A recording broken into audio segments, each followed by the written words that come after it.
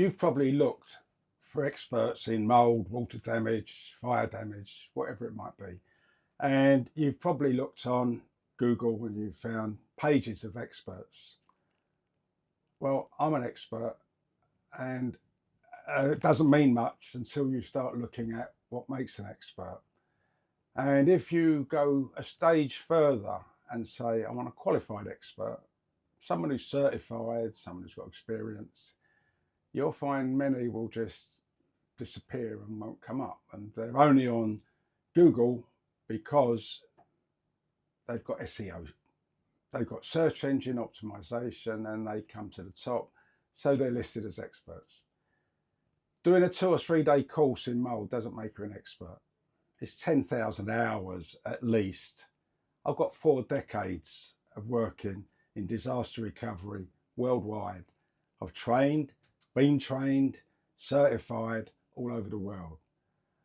And as I'm coming to the end of my, I've got to say career because I'm 77, so I'm looking at saying coming to the end of my life maybe, I've got 4 decades of experience that's just sitting there doing nothing. So along comes AI, and I've decided I'm going to use that to leave a legacy of what I know.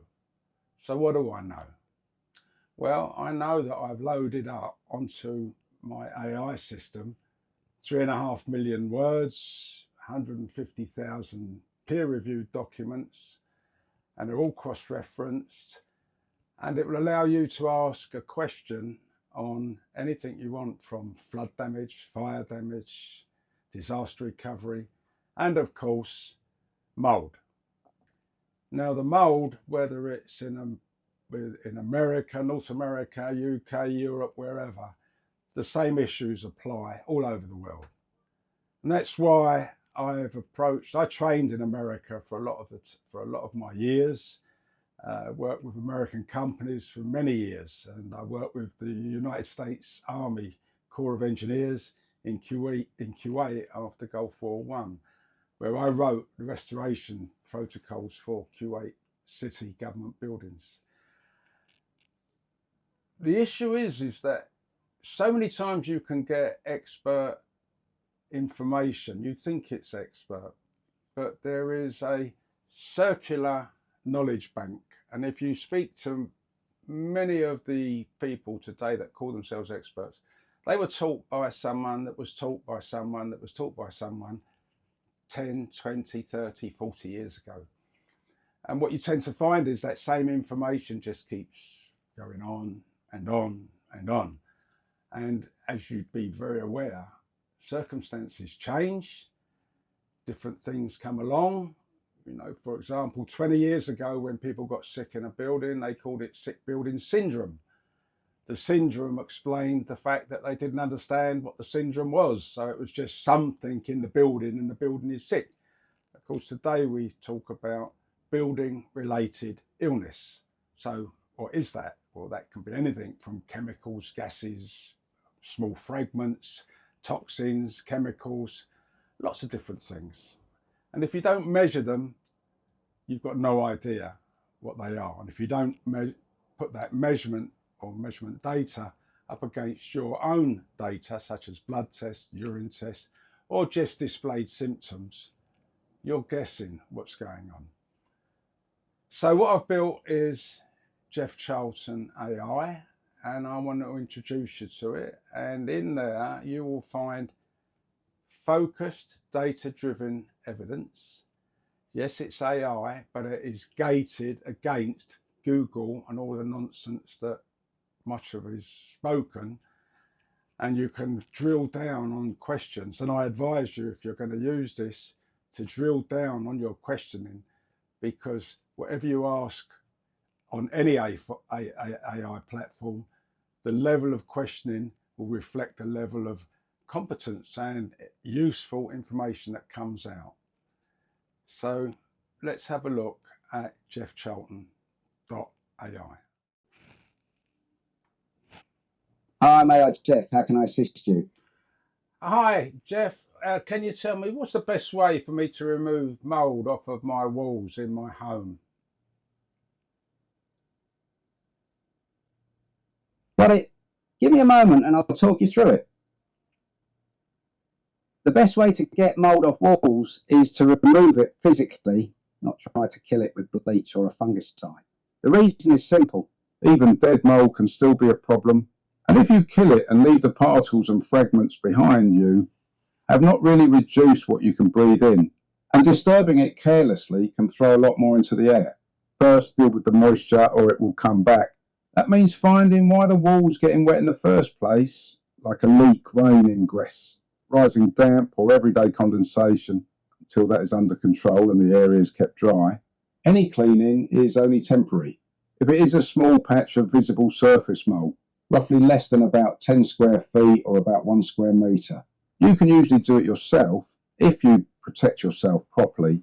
Wear a proper mask or respirator that covers nose and mouth, goggles and gloves, and try not to dry brush or scrape. Use a damp method like wiping with soapy water using disposable cloths, because the goal is to lift and remove the contamination with minimal airborne spread. If you have access to a true HEPA vacuum, that can help with careful removal and cleanup. But ordinary household vacuums tend to blow fine particles back into the room. If the area is larger, if you can smell mould but cannot see it, if the wall is wallpapered or plasterboard that may be contaminated below the surface, or if anyone in the home is sensitized or has respiratory issues, that is where professional remediation is usually the safer route. Good contractors will control spread, often by enclosing the work area and using negative pressure and HEPA filtration, because the biggest risk is what gets aerosolized during cleanup. A couple of quick questions so I can tailor this properly. Is the mould on painted plaster, wallpaper, or bare plasterboard? And is it mainly in a bathroom or on an outside facing wall where you get condensation?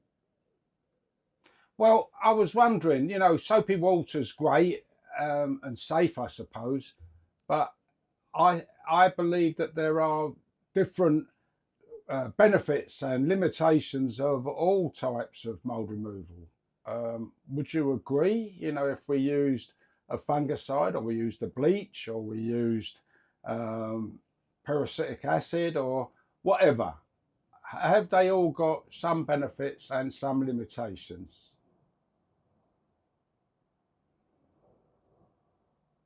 Yes, there are real trade-offs there. Let's break them down clearly. You're right that each approach has benefits and limitations, but the key point is that chemicals are not a substitute for removal, and they do nothing to fix the moisture driver. In most homes, the safest and most effective baseline is still physical removal with minimal disturbance, plus drying and prevention, and then only using chemicals selectively where they genuinely add something. Bleach, meaning sodium hypochlorite, can be very effective on hard, non-porous surfaces because it can actually contact what you are trying to deal with. Its limitations are big on porous or semi-porous materials like wallpaper, paper-facing plasterboard, raw plaster, and unsealed timber because it is mostly a surface treatment and the growth can be into the material. It also needs adequate wet contact time to work. It becomes inactive when it dries, and the fumes and spray mist can be irritating, particularly for anyone with asthma or sensitivity. Plus, it can damage finishes, and you must never mix it with ammonia-based cleaners. General fungicides and biocides can have a role, but they come with the same fundamental limitation. Dead mould and residues are still a hazard, and you can end up adding chemical exposure and residues to an indoor environment. Some products persist longer than bleach, which sounds attractive, but persistence indoors can also mean longer lasting occupant exposure, and they still will not solve the dampness and they still do not remove the mould fragments that get into dust and air.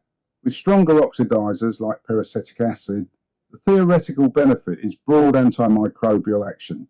But in a domestic setting, it is rarely the right first tool because you are now into a chemical that can be harsh, irritant, and technique sensitive. If it is applied in a way that aerosolizes it, you have both an inhalation issue and you can still end up with disturbed mould fragments becoming airborne.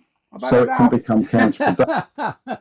Stop, Jeff. You're So feeling you've just seen me talk to me when I didn't stop talking.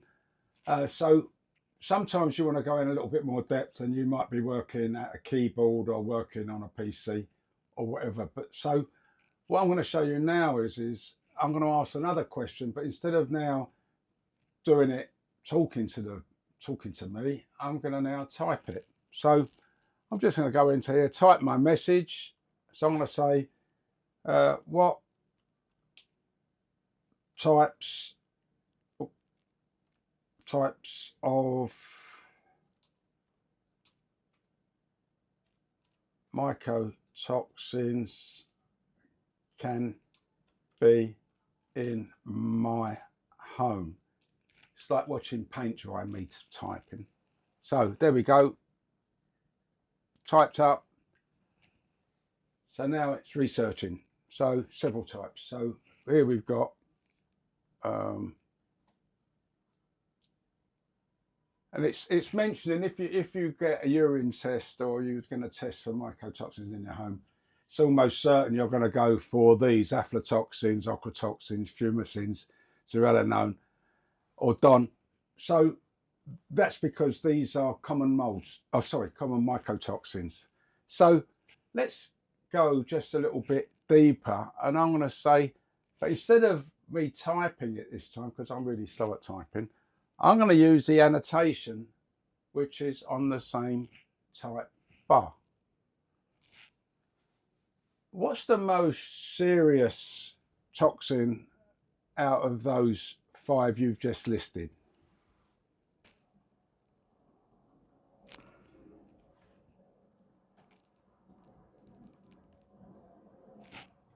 So there we've got. So you can do 3 different ways: type, annotate, and speak directly to. Really, the annotation is quite a sensible way to go about it. There's another interesting feature here, and I'm going to highlight it here. Paperclip. It means you can upload a document to get a comment on it. Now, don't get too excited. It's not going to be a full interpretation of any document, but it will give you a good idea about what's going on. And I will, I'm afraid, be brutally frank and honest on some of the comments that some contractors put in from time to time. But again, you know, this is one of the things that you can find out. So you can upload. We've got another app, by the way. So if you want a detailed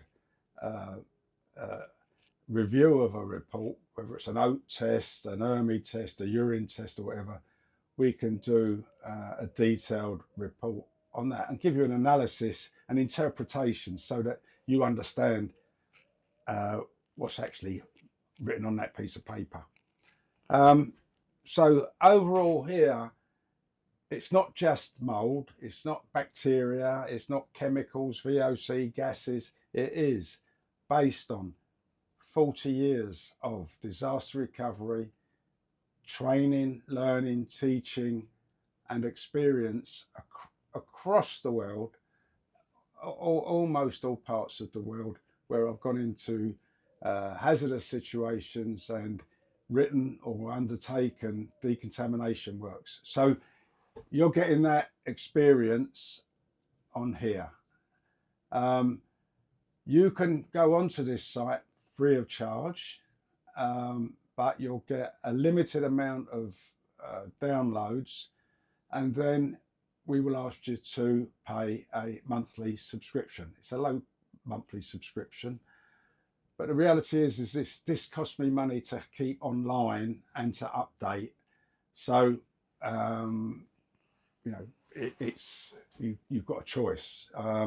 Certainly, if you've been sick or you've got a problem with an insurance claim, or contractor's quotation or a contractor's scope of work, you can cross-reference this and come up with some interesting possible solutions or comments that you can challenge people with. Remember, lots of people will go round and round with the same talk and knowing full well that most people don't know what it means. So please have a go. It's free trial, so have a go at the free trial, and if you like it, please buy a monthly subscription or a quarterly subscription. And if you're a commercial user, which we've got a lot of doctors and people, claims managers that are buying on, you know, drop me a line, and depends what sort of usage you want, and we'll give you some form of deal. So thanks for watching. Hope you found it of interest.